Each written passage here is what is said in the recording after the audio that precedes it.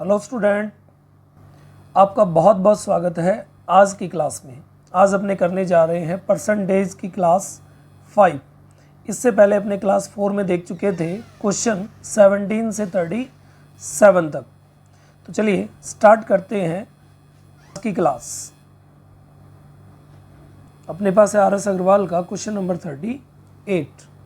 इस क्वेश्चन में ये कह रहा है यदि x y से 10% अधिक हो तो y x से कितने प्रतिशत कम है। देखिए इस क्वेश्चन में अपने पास दिया गया परसेंटेज है 10% अधिक यानी कि इंक्रीज़ का, और मांगा गया आंसर है अपने पास प्रतिशत में कम का। तो मैं आपको पीछे ऐसे बहुत से क्वेश्चन करवा चुका था कि जब दिया गया परसेंटेज क्वेश्चन में सिंगल हो और मांगा गया आंसर जैसा परसेंटेज है उससे अपोजिट हो, तो अपने फार्मूला लगाते हैं n/100 प्लस माइनस n गुना 100। और जैसे ही मैं ये फार्मूला अप्लाई करता हूँ तो मेरे पास n की जो वैल्यू है वो है 10, तो मैं लिखूँगा 10/100 प्लस 10, क्योंकि अगर परसेंटेज अधिक का है, इंक्रीज़ का है, ज़्यादा का है, प्रॉफिट का है, तो नीचे प्लस होगा और गुना में परसेंटेज के लिए 100। अब जैसे इसे सॉल्व करेंगे तो ये हो जाएगा 10/110 इंटू 100। तो अपने पास में आ जाएगा 0 से 0 कैंसिल हो गया, 100/11। और जैसे इसे काटेंगे तो ये आएगा 9 1/11 1/11%। और ये अपना आंसर है। Option number A right answer है। नेक्स्ट क्वेश्चन है अपने पास क्वेश्चन नंबर 39। इसमें ये कह रहा है यदि ए की आय बी की आय से 20% कम है तो बी की आय ए की आय से कितने प्रतिशत अधिक है। देखिए सेम पिछला क्वेश्चन है, अपने पास दिया गया परसेंट है 20% कम और मांगा गया आंसर है कितने प्रतिशत अधिक। जब क्वेश्चन में दिया गया परसेंटेज सिंगल हो और मांगा गया आंसर उससे उल्टा हो, अपोजिट हो, विपरीत हो, तो फार्मूला लगता है n/100 प्लस माइनस n गुना 100। जो n की वैल्यू है वो दिया गया परसेंटेज है। तो जैसे अपने ये फार्मूला अप्लाई करते हैं तो अपने लिखेंगे 20 इंटू 100। और जैसा पिछले क्वेश्चन में बताया कि अगर परसेंटेज ज़्यादा का है तो जोड़ दो और अगर कम का है तो उसे 100 में से माइनस करके लिख दो। तो जैसे ही अपने 100 में से 20 को माइनस करेंगे तो अपने पास आ जाएगा 80। अब इसे काटने पर ये 20 से कटा 4 टाइम और ये 4 से कट गया 25 टाइम, तो अपना आंसर आ गया 25%। बी अपना आंसर है। नेक्स्ट क्वेश्चन है अपने पास क्वेश्चन नंबर 40। इसमें ये कह रहा है यदि ए की आय बी की आय से 25% कम है तो बी की आय ए की आय से कितने प्रतिशत अधिक है। सेम पिछला क्वेश्चन है तो अपने सेम फार्मूला यूज़ कर देंगे इसमें n/100 प्लस माइनस n गुना 100। देखिए जब दिया गया परसेंटेज सिंगल हो, मांगा गया आंसर उससे अपोजिट हो, उल्टा हो, तो ये फार्मूला अप्लाई होता है। अपने पास परसेंटेज है 25, गुना में अपने लगा देंगे 100। और देखिए परसेंटेज दिया हुआ 25% कम, तो अपने नीचे 25 को 100 में से माइनस करके लिखेंगे तो अपने पास बचा 75। अब जैसे ही अपने इसे काटेंगे तो ये 25 से कट गया 3 पर और अपने पास में आ गया 100/3। इसे सॉल्व करने पे ये आंसर देगा 33 सही 1/3% अधिक। तो option number C is right answer. Next question है अपने पास 41। ये कह रहा है यदि ए की आय बी की आय से 50% कम है तो बी की आय ए की आय से कितने प्रतिशत अधिक है। देखिए दिया गया परसेंटेज 50 है और मांगा गया आंसर उससे उल्टा है, 50% कम का है और वो आंसर मांग रहा है कितने प्रतिशत अधिक। तो अपने n/100 प्लस माइनस वाला फार्मूला यहाँ अप्लाई कर देंगे जैसा पिछले क्वेश्चन में किया था। तो अपने पास आ गया 50 गुना में लग जाएगा 100 और देखिए नीचे 100 में से 50 माइनस हो जाएगा। क्यों? क्योंकि 50% कम लिखा हुआ है और जैसा प्रतिशत के साथ होता है वैसा ही सेम किया जाता है। तो 100 में से मैंने इसे माइनस कर दिया तो मेरे पास में ये आ गया 50/50 गुना 100, 50/50 गुना 100, 50 से 50 कैंसिल हो गया और अपना आंसर आ गया 100% अधिक। ऑप्शन नंबर सी अपना आंसर है। नेक्स्ट क्वेश्चन है अपने पास क्वेश्चन नंबर 42। ये कह रहा है यदि A का 60% बराबर B का 3/4 हो तो A रेशो B कितना है। देखिए ये क्वेश्चन परसेंटेज के साथ साथ रेशो का भी है तो अपने को थोड़ा रेशो का भी नॉलेज होना चाहिए। तो आगे इस चैप्टर के बाद मैं प्रॉफिट एंड लॉस का वीडियो बनाऊंगा और उसके बाद मैं रेशो का वीडियो बना दूंगा। तो जैसे आप रेशो और परसेंटेज का वीडियो मिक्स करोगे या देखोगे तो उसके बाद आपको सारा कुछ समझ में आएगा। तो देखिए अपने पास है A का 60% बराबर B का 3/4। तो देखिए जैसे ही मैं इसे सॉल्व करता हूँ तो जब परसेंटेज हटेगा तो ये हो जाएगा A का 60/100 इक्वल में हो जाएगा B का 3/4। 0 से 0 कैंसिल हो गई। अगर मैं इसे काटता हूँ तो ये 3 से कट गया 2 पर और ये 5 से कट गया 2 पर। तो मेरे पास आ गया A का 3/5 बराबर B का 3/4।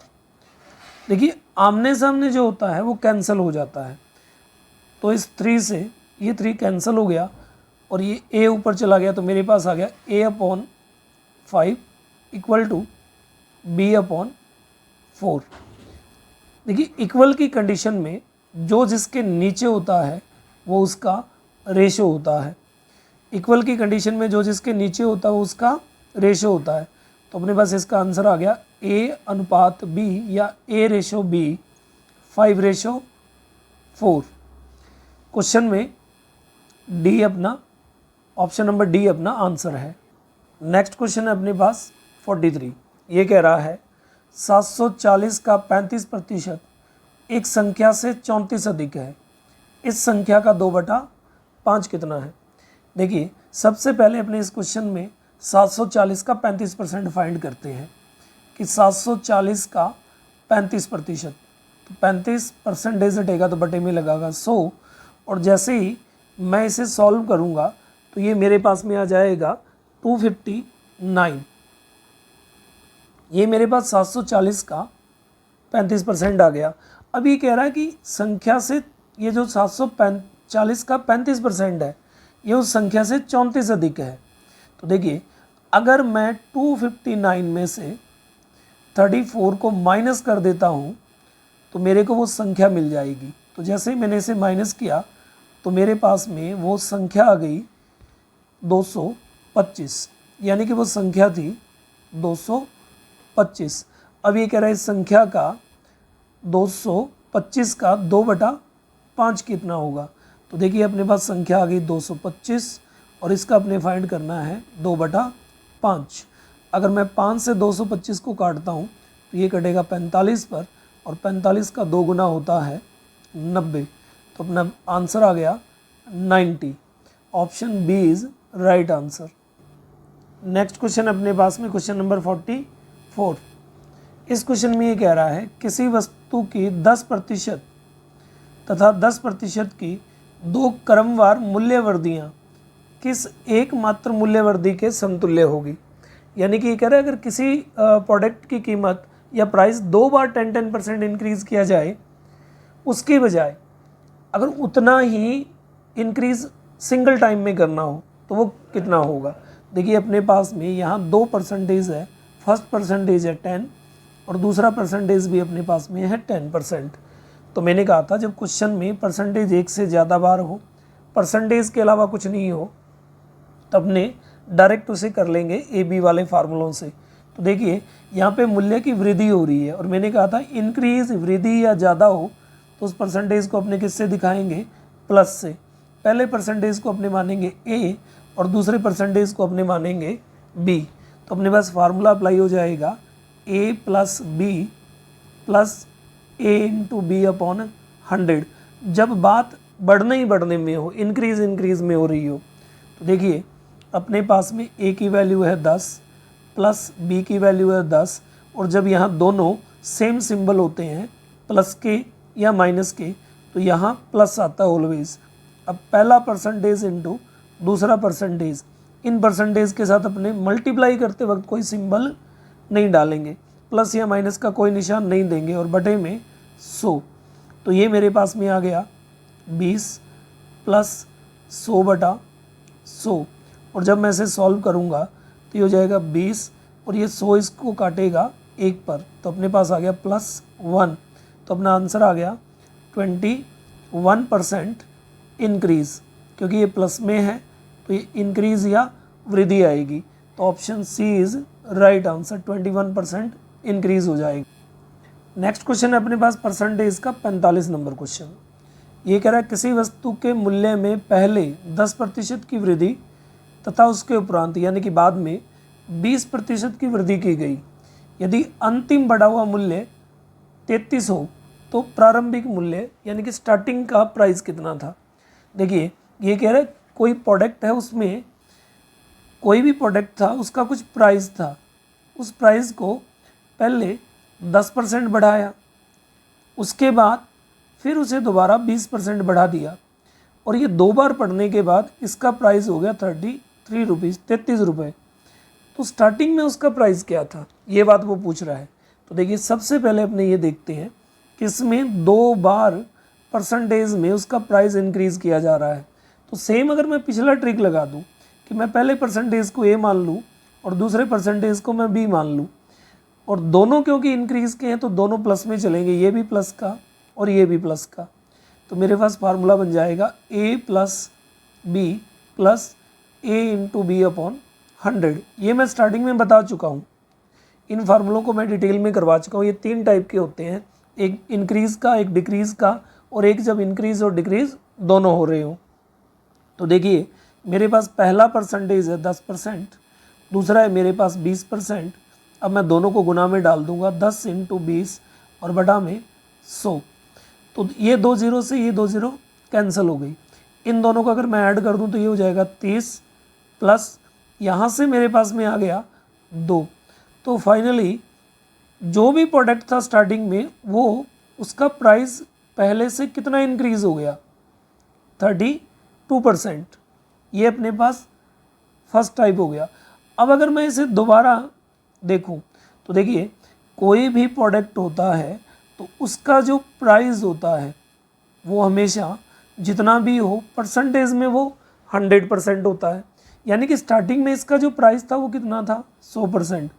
बाद में क्या हुआ कि 10 और 20% 2 बार कंटिन्यू इंक्रीजिंग हुई तो इसका प्राइस कितना बढ़ गया, 32%।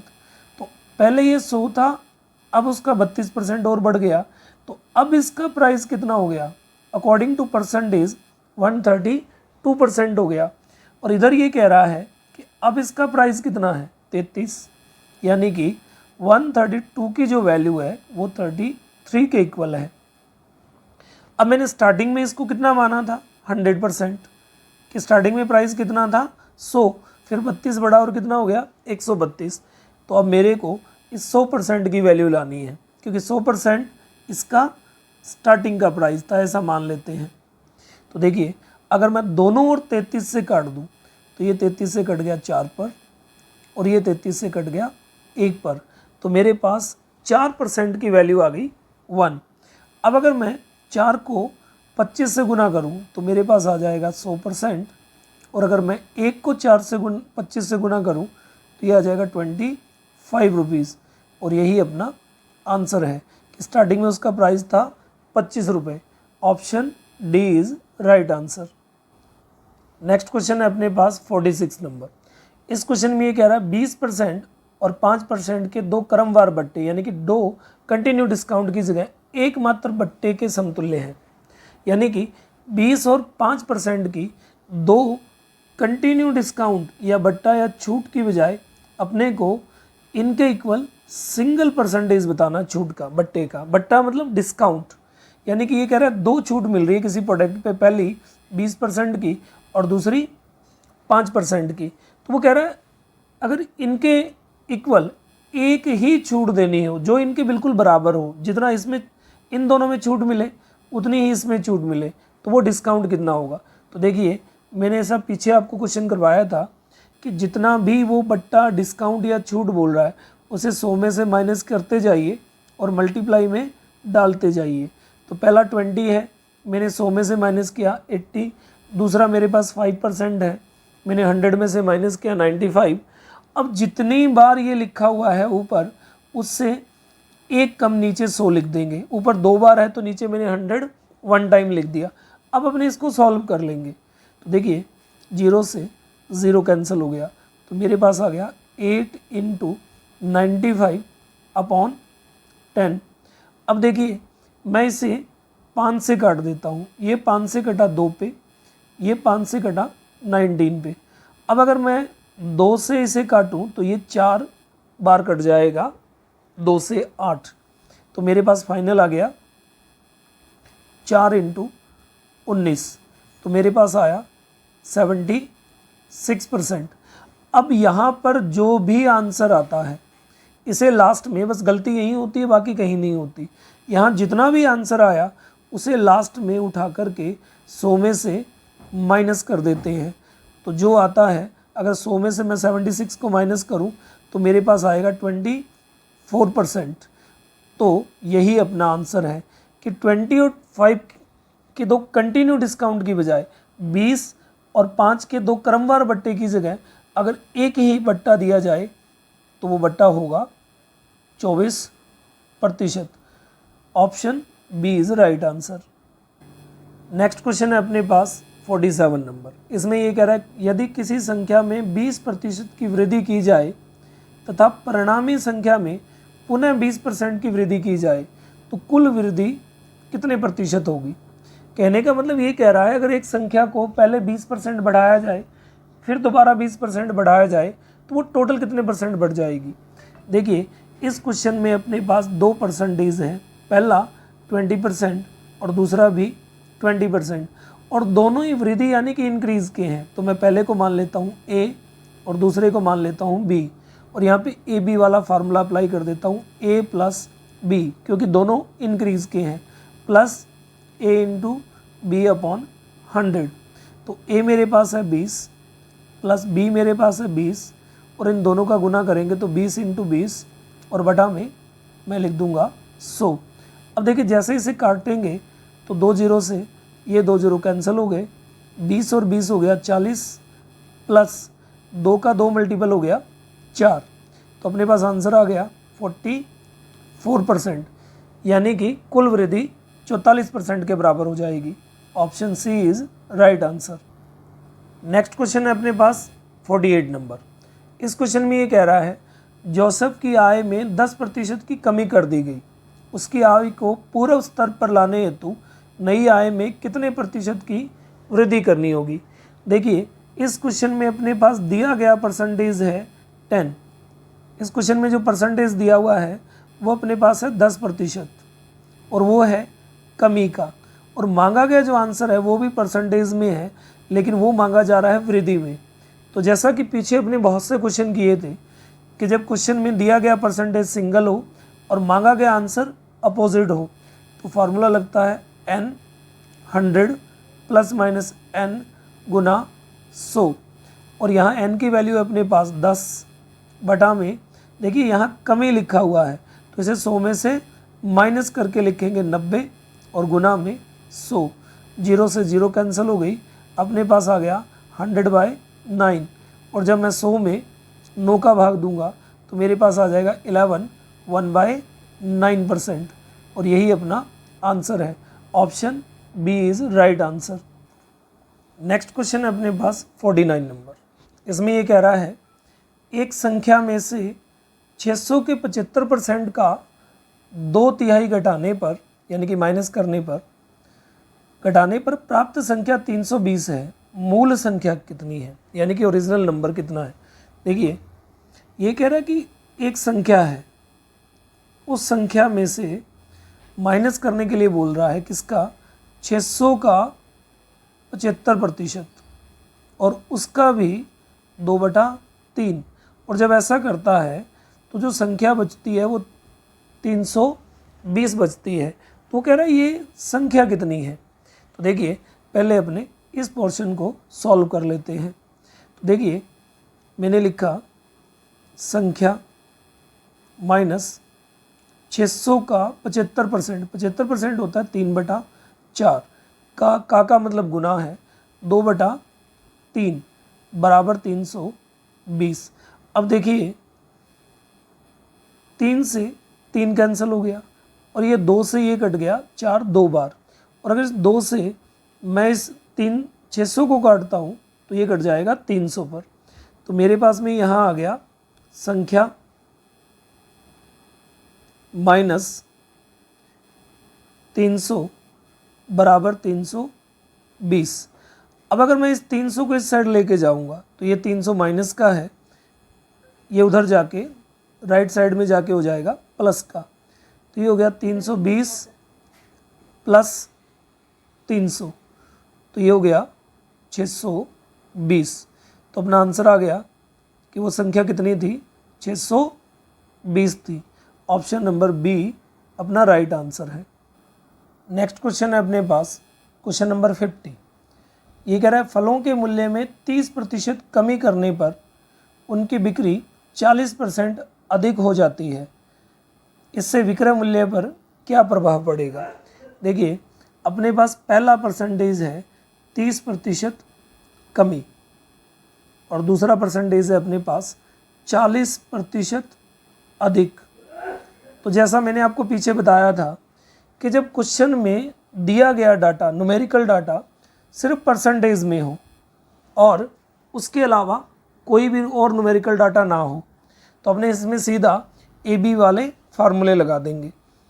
जो कम या डिक्रीज़ का परसेंटेज है उसे अपने दिखाएंगे माइनस में, जो इंक्रीज़ या ज़्यादा का है उसे अपने दिखाएंगे प्लस में।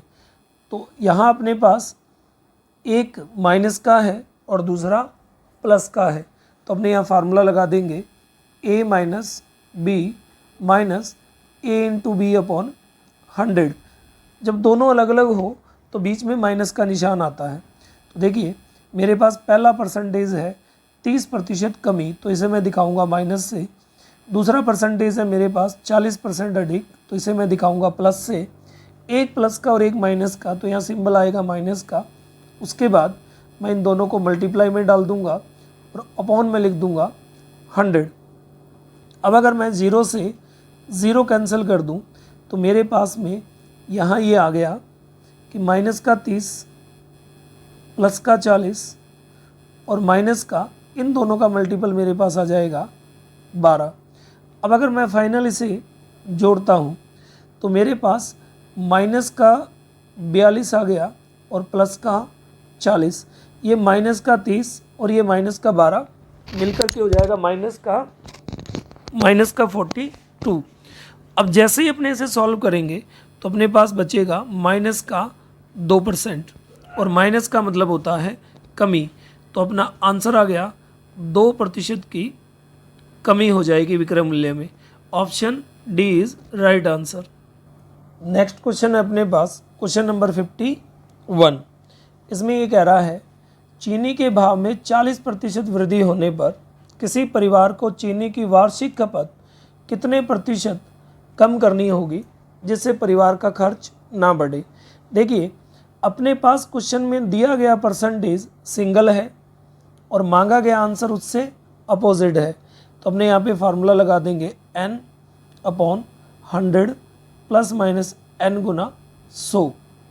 तो अपने पास n की वैल्यू है 40 गुना में 100, और देखिए जो 40 है वो वृद्धि का है, तो मैंने बोला था अगर इंक्रीज़ का हो तो नीचे जोड़ देंगे और डिक्रीज़ का हो तो नीचे माइनस कर देंगे। तो इंक्रीज़ का है तो मैंने नीचे जोड़ के लिख दिया 100 में से। अब अगर मैं इसे सॉल्व करता हूँ तो 0 से 0 कट गया ये 2 के टेबल से कट गया 2 बार और ये 2 के टेबल से कट गया 7 बार। अब अगर इसे अपने आगे करते हैं तो अपने पास आ गया 200 बटा में 7 और इसे जब अपने आगे सॉल्व करेंगे तो ये अपना हो जाएगा 28 4/7% की कमी और बी अपना राइट आंसर हो गया इस क्वेश्चन का। नेक्स्ट क्वेश्चन है अपने पास क्वेश्चन नंबर 52। इस क्वेश्चन में ये कह रहा है किसी वस्तु के भाव में 20% वृद्धि होने पर उस वस्तु की खपत कितने प्रतिशत कम की जाए कि खर्च ना बढ़े। देखिए सेम पिछला 51 जैसा क्वेश्चन है तो अपने सेम एन वाला फार्मूला अप्लाई कर देते हैं। अपने पास में दिया गया परसेंटेज है 20 इंटू में अपने डालेंगे 100 और क्योंकि 20 वृद्धि का है तो अपने नीचे इसको ऐड करके लिख देंगे 120। देखिए मैंने बताया था ये कि जब दिया गया परसेंटेज सिंगल हो और मांगा गया आंसर उससे अपोजिट हो तो एन वाला फार्मूला लगेगा और अगर परसेंटेज इंक्रीज का है तो नीचे जोड़ देंगे और डिक्रीज का है तो नीचे माइनस कर देंगे।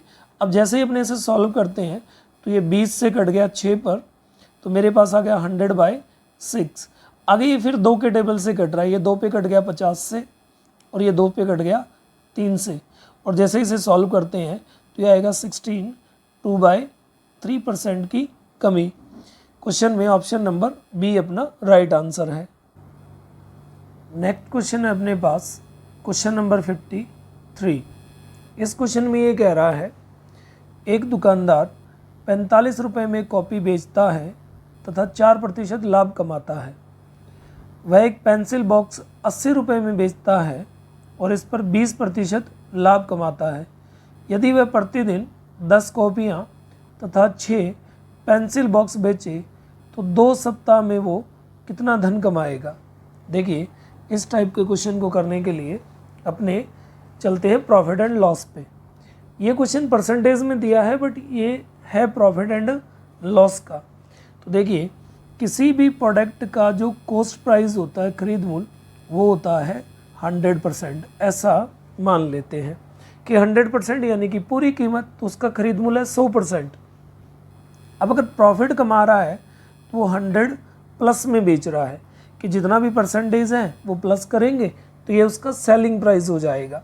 यानी कि अगर मैं जैसे ये देख लूँ कि 100% में ख़रीदा और 4% प्रॉफिट पर बेच रहा है तो इसका जो सेलिंग प्राइस है वो हो जाएगा अपना 100 प्लस 4% यानी कि 104%। ऐसा तो चलिए इसको इस बेस पे करते हैं। तो देखिए मैंने माना कि कॉस्ट प्राइस था 100% और ये कह रहा है कि वो 4% लाभ पर बेचता है। अब देखिए मेरे पास यहाँ कॉपी का जो खरीद मूल्य दिया हुआ है वो 45 है कि वो एक कॉपी 45 रुपये में बेचता है और 4% लाभ कमाता है। तो देखिए यहाँ मैं ऐसा मान लेता हूँ कि मेरे पास 100% की जो वैल्यू है वो है कॉपी में 45 रुपये, ये कॉपी की है। अगर मैं यहाँ 100 से काट दूँ तो 1% की वैल्यू आ जाएगी 0.45 रुपीज़, क्योंकि दोनों तरफ जब मैंने 100 से डिवाइड किया तो ये आ गया। अब देखो मेरे को यहाँ पे प्रॉफिट निकालना है 4%, तो अगर मैं इसको 4 से गुना कर दूँ तो ये हो गया 4%, और अगर मैं इस साइड 4 से गुना कर दूँ तो ये मेरा आ जाएगा 1.8 रुपीज़, यानी कि 4% की वैल्यू है 1 रुपया 80 पैसा। अब देखिए उसने कितनी कॉपियाँ बेची, उसने 10 कॉपियाँ बेची। अगर एक कॉपी पर उसे 1 रुपये 80 पैसे का प्रॉफिट होता है तो 10 कॉपी पर उसे कितना होगा, तो देखिए एक कॉपी का 1.8 तो 10 कॉपियों का उसका हो गया 18 रुपये का प्रॉफिट। ये उसका एक दिन का प्रॉफिट है। ये वो कितने दिन में कमा रहा है, 1 डे में कमा रहा है, एक दिन में। अब ये कह रहा है 2 सप्ताह का चाहिए, तो देखिए अगर एक सप्ताह एक दिन में वो 18 रुपये कमा रहा है तो 2 सप्ताह में दिन होते हैं 14, क्योंकि सप्ताह 7 दिन का होता है। तो जैसे ही मैं इसे 14 से गुना करूँगा तो 18 4 72, 7 बचे, 18 और 7 25, 252 रुपये। उसने 2 सप्ताह में कॉपियों से जो कमाया वो कमाया 252 रुपये का प्रॉफिट। अब आते हैं पेंसिल बॉक्स वाली साइड पे कि वो कह रहा है 80 रुपये में पेंसिल बॉक्स बेच रहा है। अगर अपने पेंसिल बॉक्स की बात करें तो पेंसिल बॉक्स का कॉस्ट प्राइस यानी कि 100% है 80 के बराबर। अगर मैं इसका एक ज़ीरो हटा दूँ तो ये रह जाएगा 10, तो इधर से भी एक ज़ीरो हट गया, ये आ गया 8। अब अगर मैं इसको दुगना कर दूँ तो ये हो जाएगा 20%, तो इधर 8 भी दुगना हो गया, ये हो जाएगा 16, यानी कि 20% की वैल्यू आ गई 16 रुपये।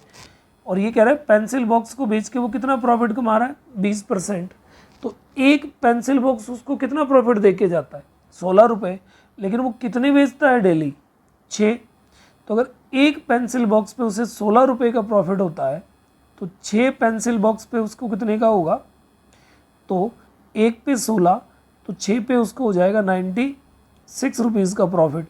ये उसका पर डे का आ गया। अब उसने कितने दिन बेचा है, इसको भी 2 सप्ताह बेचा है। देखिए एक दिन का उसका प्रॉफिट कितना है पेंसिल बॉक्स से, 96 रुपीज़, जबकि उसने कितने दिन बेचा है, 2 सप्ताह यानी कि 14 दिन। अब जैसे ही मैं इसको मल्टीपल करूँगा तो 14 6 84 बचे 8, 14 6 126, 126 और 8, जैसे ही मैं ऐड करूँगा 126 में 8 तो ये हो जाएगा 134, यानी कि ये हो जाएगा 1344 रुपये। तो उसने 2 सप्ताह में पेंसिल बॉक्स से कितने कमाए, 1344। अब देखिए उसने कॉपी से प्रॉफिट कमाया 2 सप्ताह में 252 रुपये, और पेंसिल बॉक्स से उसने प्रॉफिट कमाया 1344 रुपये। अब अगर मैं इसको ऐड कर देता हूँ तो ये मेरे पास हो गया 1596 रुपये। तो उसने 2 वीक में टोटल कितना प्रॉफिट कमाया या धन कमाया, वो कमाया 1596। Option number D is right answer. Next question है अपने पास, क्वेश्चन नंबर 54। देखिए इस क्वेश्चन में ये कह रहा है 50% अम्लीय 9 लीटर द्रव में कितना पानी मिलाया जाए कि अम्लीय सांद्रता 30% रह जाए। देखिए वो कह रहा है 9 लीटर कोई घोल है, लिक्विड है, और उसमें जो अम्लीय सांद्रता है वो है 50%, यानी कि 9 लीटर में 50% अम्लीय सांद्रता है। अब वो कह रहा है इसमें कितना पानी और मिलाया जाए, यानी कि वो इसमें पानी मिलाने की बात कर रहा है कि कितना पानी और मिलाया जाए कि इसकी जो अम्लीय सांद्रता है वो कम होकर के कितनी हो जाए, 30% हो जाए। देखिए मैंने इसे पीछे करवाया था या बताया था, तो मैंने आपको बोला था कि जब भी ऐसा क्वेश्चन हो तो निकाला या मिलाया जाने वाला प्रोडक्ट और दिया गया परसेंटेज दोनों सेम नहीं होने चाहिए, ये दोनों सेम नहीं होने चाहिए। तो अगर अपन इस क्वेश्चन में देखें तो ये दोनों सेम नहीं है, मिला रहा है पानी और जो सांद्रता पूछ रहा है वो किसकी पूछ रहा है, अम्ल की। तो देखिए इसको करना स्टार्ट करते हैं। इसमें अपने एक फार्मूला अप्लाई कर देंगे जिसे मैंने नाम दिया है मिक्स फार्मूला। तो ये फार्मूला होता है लिक्विड यानी कि घोल इनटू परसेंटेज का अंतर, डिफरेंस ऑफ परसेंटेज, और बटा में प्रोडक्ट या कुछ भी जो मिला रहे हैं या जो निकाल रहे हैं उसे मिलाने या निकालने के बाद जो परसेंटेज बनता है वो, यानी कि बाद वाला प्रतिशत। देखिए एक बार फिर से देख लीजिए कि जब कोई प्रोडक्ट निकाला या मिलाया जा रहा हो तो अपने वहाँ पे एक फार्मूला लगा देंगे जिसे नाम दे दिया मिक्स। ये मिलाने के लिए लगेगा और निकालने के लिए भी लगेगा। तो इस फार्मूले को अपने लिखते हैं लिक्विड या घोल गुना परसेंटेज का अंतर बटा में प्रोडक्ट के मिलाने या निकालने के बाद जो परसेंटेज बनता है वो, यानी कि बाद वाला परसेंटेज। तो जैसे मैं इसे अप्लाई करता हूँ तो देखिए लिक्विड मेरा कितना है 9 लीटर, परसेंटेज का अंतर मेरे पास कितना आ गया 20, और बटा में पानी मिलाने के बाद ये परसेंटेज कितना हो गया 30। तो हमने नीचे रख देंगे 30। अब जैसे मैं इसे काटूंगा तो ये 0 से 0 कैंसिल हो गया और ये 3 से कट गया 3 पे। तो अगर मैं इसके बाद 3 × 2 बचा मेरे पास, इसे मल्टीप्लाई करूँगा तो मेरे पास आ जाएगा 6 लीटर, यानी कि इसमें कितना पानी और मिला देना चाहिए, 6 लीटर पानी और मिला देना चाहिए। ऑप्शन नंबर सी अपना राइट आंसर आ गया इसमें। नेक्स्ट क्वेश्चन है अपने पास क्वेश्चन नंबर 55। ये कह रहा है 300 ग्राम चीनी के घोल में 40% चीनी है, इसमें कितने ग्राम चीनी और मिलाई जाए कि नए घोल में 50% चीनी हो जाए। देखिए अभी अभी मैंने ये पीछे क्वेश्चन करवाया है, तो मैंने कराया था जब भी कुछ मिलाया या निकाला जाए तो अपने फार्मूला लगवाएंगे मिक्स का। तो ये फार्मूला था लिक्विड या घोल इनटू परसेंटेज का अंतर और बटा में बाद वाला प्रतिशत, यानी कि बाद वाला परसेंटेज। तो अपने यहाँ भी यही फार्मूला अप्लाई कर देंगे। लेकिन देखिए पहले अपने थोड़ा क्वेश्चन को देखते हैं। ये कह रहा है 300 ग्राम चीनी के घोल में, यानी कि टोटल जो शुगर का लिक्विड है चीनी का वो कितना है 300 ग्राम। इसमें चीनी कितनी है, तो इसमें जो चीनी है वो है अपने पास में 40%। अब ये कह रहा है इसमें कितनी चीनी और मिलाई जाए कि जो चीनी है उसका जो परसेंटेज है वो 50% हो जाए। देखिए यहाँ ये जो मिला रहा है ये भी चीनी है और जो परसेंटेज दिया है वो भी चीनी का है। तो मैंने पीछे बताया था कि मिलाया या निकाला गया प्रोडक्ट और दिया गया परसेंटेज दोनों सेम नहीं होने चाहिए। लेकिन यहाँ तो चीनी मिला रहा है, चीनी का परसेंटेज दिया है, ये तो सेम है। तो अपने क्या करेंगे, यहाँ जब भी ऐसी कंडीशन हो तो दिए गए परसेंटेज को, जो भी परसेंटेज दिया गया उसे 100 में से माइनस करके लिख लेंगे। देखिए चीनी का जो घोल मिला बना है वो वाटर के साथ बना होगा, तो मैं यहाँ पे चीनी से पानी का प्रतिशत निकाल लेता हूँ। अगर 40% चीनी है तो इसे 100 में से माइनस करेंगे तो कितने परसेंट पानी था पहले 60%। और अगर अब 50% चीनी हो गई तो इसे 100 में से माइनस करेंगे तो अब इसमें पानी कितना आ गया 50%। तो ये क्वेश्चन बन गया कि 300 ग्राम में 60% पानी है, कितनी चीनी मिलाई जाए कि पानी का परसेंटेज 50 हो जाए। तो देखिए मिलाया गया डाटा और दिया गया परसेंटेज अपोजिट हो गया, अपने चीनी का परसेंटेज छोड़ देंगे। अब इस डाटा को अपने फार्मूले में रखते हैं कि लिक्विड कितना है 300 ग्राम इनटू परसेंटेज का अंतर 50 और 60 का अंतर हो गया 10। चीनी मिलाने या निकालने के बाद जो परसेंटेज है वो अपने पास यहाँ कितना आ गया 50। तो मैं नीचे रख दूंगा 50। अब जैसे अपने से काटेंगे तो 0 से 0 कट गया और फिर मैं 5 से जब 30 को काटूंगा तो ये कटेगा 6 पे। तो मेरे पास आ गया 6 × 10 = 60 और मामला ग्राम में चल रहा है तो मैं आंसर दे दूंगा ग्राम में, यानी कि कितनी चीनी और मिलाई जाए 60 ग्राम। Option C is right answer. Next question है अपने पास 56 नंबर क्वेश्चन। इसमें ये कह रहा है 3 लीटर चीनी के घोल में 40% चीनी है, इस घोल में 1 लीटर पानी मिलाए जाने पर नए घोल में प्रतिशत चीनी होगी।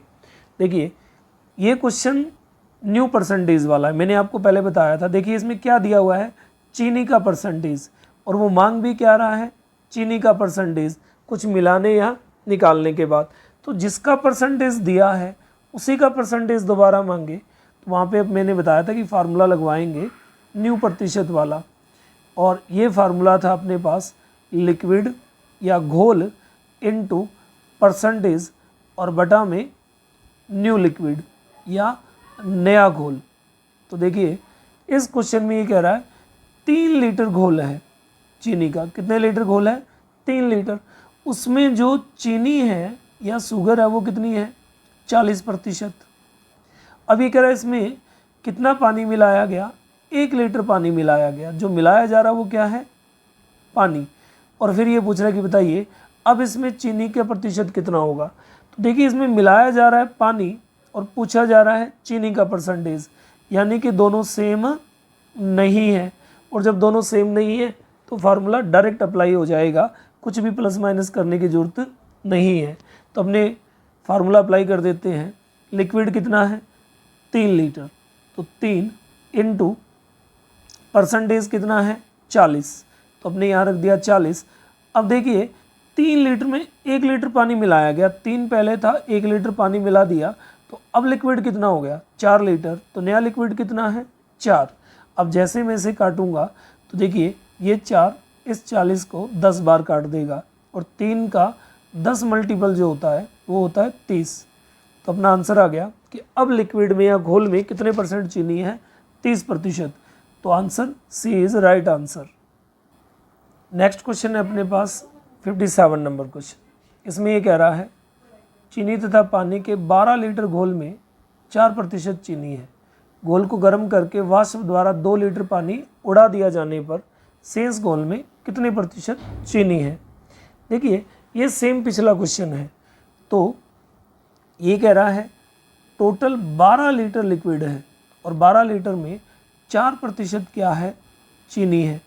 फिर ये कह रहा है घोल को गर्म किया और 2 लीटर पानी उड़ा दिया, वाष्पित करके 2 लीटर पानी उड़ा दिया। और ये पूछ रहा है अब इस घोल में चीनी का प्रतिशत कितना है। तो देखिए जो उड़ाया जा रहा है या निकाला जा रहा है वो पानी है और जो मिलाया पूछा जा रहा है वो चीनी का प्रतिशत है। तो पानी निकाल के चीनी का परसेंटेज पूछ रहा है, यानी कि दोनों अलग अलग है। तो यहाँ पे अपने न्यू परसेंटेज वाला फार्मूला अप्लाई कर देंगे। फार्मूला था घोल गुना प्रतिशत बटा में नया घोल, या लिक्विड इंटू परसेंटेज बटा में न्यू लिक्विड। तो जैसे ही मैं ये फार्मूला अप्लाई करता हूँ तो देखिए घोल है मेरे पास में 12 लीटर, परसेंटेज है मेरे पास में 4, और जैसे ही 12 में से 2 लीटर पानी उड़ाया तो नया घोल हो गया 10 लीटर। तो मैंने अपॉन रख दिया 10। तो देखिए मेरे पास आ जाएगा 48/10 इसे सॉल्व करने पे। और जब किसी को 10 से भाग देते हैं तो एक छोड़ के पॉइंट लग जाता है। तो अब लिक्विड में चीनी का परसेंटेज हो गया 4.8%।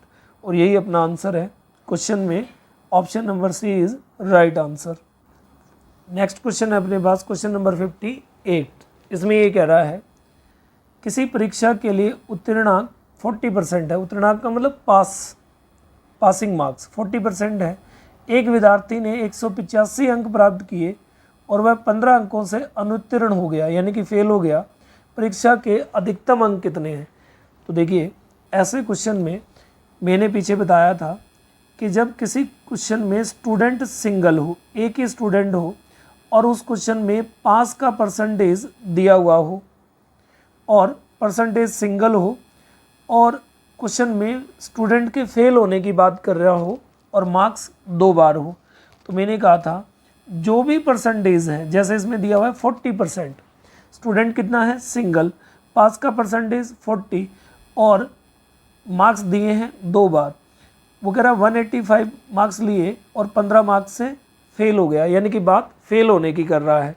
तो मैंने कहा था जब स्टूडेंट सिंगल हो, पास का परसेंटेज दिया हुआ हो, मार्क्स 2 बार हो और फेल होने की बात कर रहा हो, तो मैंने कहा था फेल वाली कंडीशन में जो भी मार्क्स हैं उनको प्लस करके उस परसेंटेज के इक्वल रख देंगे।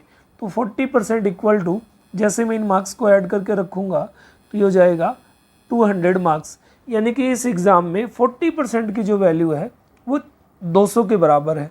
अब अगर मैं 0 से 0 कैंसिल कर दूं तो मेरे पास 4% की जो वैल्यू है वो आ गई 20। अब अगर मैं 4 को 25 से गुना करता हूं तो मेरे पास आ गया 100%, और अगर मैं इधर 20 को 25 से गुना करता हूं तो मेरे पास आ गया 500 मार्क्स, 500 मार्क्स। और किसी भी एग्ज़ाम में 100% से ज़्यादा मार्क्स नहीं होते। तो option number C is right answer है अपना। नेक्स्ट क्वेश्चन है अपने पास 59 नंबर क्वेश्चन। ये कह रहा है एक परीक्षा में लड़कियों तथा लड़कों के लिए उत्तीर्ण प्रतिशत क्रमशः 35% और 40% है। एक लड़के ने 483 अंक लिए और एक 117 नंबर से 117 मार्क्स से अनुत्तीर्ण हो गया, फेल हो गया। लड़कियों के लिए न्यूनतम उत्तीर्ण अंक कितने हैं। देखिए मैंने पहले भी बताया था कि जिस क्वेश्चन में पास का परसेंटेज दिया हुआ हो और मार्क्स 2 बार दिए हों और फेल वाली कंडीशन हो, तो अपने क्या करेंगे उस परसेंटेज के इक्वल वो मार्क्स ऐड करके रख देंगे। तो इस क्वेश्चन में सबसे पहले अपने बॉयज़ की बात करते हैं। ये कह रहा है लड़कों को या लड़के को पास होने के लिए कितने % मार्क्स चाहिए, 40। लेकिन उसने क्या किया, उसने 483 अंक लिए और वो 117 अंकों से फेल हो गया। तो मैंने बताया था जब स्टूडेंट सिंगल हो, किसी एक की बात हो रही है और पास का परसेंटेज दिया हो, तो उस पास के परसेंटेज के सामने उसने जो मार्क्स लिए और वो जितने मार्क्स से फेल हो गया उसे ऐड करके रख देंगे और फिर अपने 100% फाइंड कर लेंगे। तो देखिए मेरे पास 40% की जो वैल्यू आ गई, अगर मैं इसे ऐड करता हूँ तो ये हो जाएगा 006, यानी कि 40% की वैल्यू मेरे पास में है इस क्वेश्चन में 600। अगर मैं 0 से 0 कैंसिल कर दूँ तो मेरे पास 4% की जो वैल्यू आ गई वो आ गई 60। अब अगर मैं दोनों और 25 से गुना करता हूँ तो 4 को 25 से गुना करने पर 100% और 60 को 25 से गुना करने पर 1500 हो जाएगी। यानी कि उस एग्ज़ाम में 100% मार्क्स कितने के बराबर थे? 1500 के बराबर। यानी कि वो एग्ज़ाम कितने का था? 1500 का। एक बार फिर से देखिए, क्वेश्चन में लड़कों को पास होने के लिए 40% अंक चाहिए। एक लड़के ने 483 लिए और वो 117 से फेल हो गया। तो मैंने पिछले बहुत से क्वेश्चनों में बताया था कि जब पास का परसेंटेज दिया हो, स्टूडेंट सिंगल हो, तो उसके बराबर अगर फेल वाली कंडीशन है तो मार्क्स को ऐड करके लिख दीजिए और उससे 100% फाइंड कर लीजिए। यानी कि एग्ज़ाम में 100% जो मार्क्स थे वो 1500 है। अब आते हैं गर्ल्स पे। अगर मैं गर्ल्स की बात करूं तो गर्ल्स को पास होने के लिए 35% मार्क्स चाहिए। देखिए इस एग्ज़ाम में 100% कितने के बराबर है?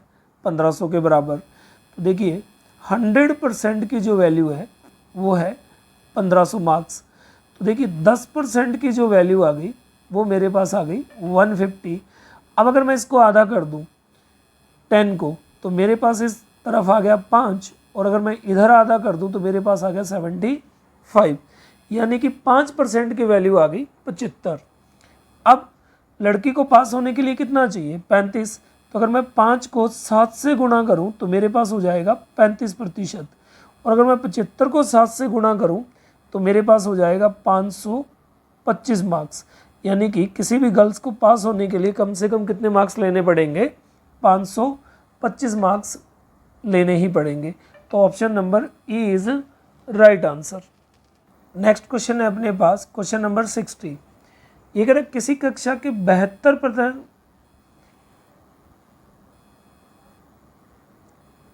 नेक्स्ट क्वेश्चन है अपने पास, क्वेश्चन नंबर 60।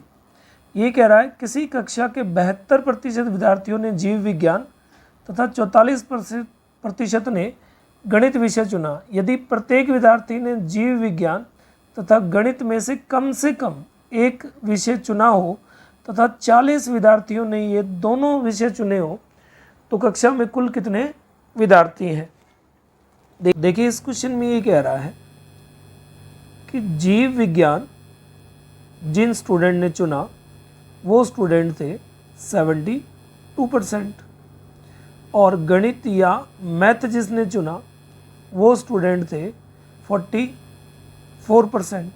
यानी कि 72 ने जीव विज्ञान चुना और 44 ने मैथ को चूज़ किया।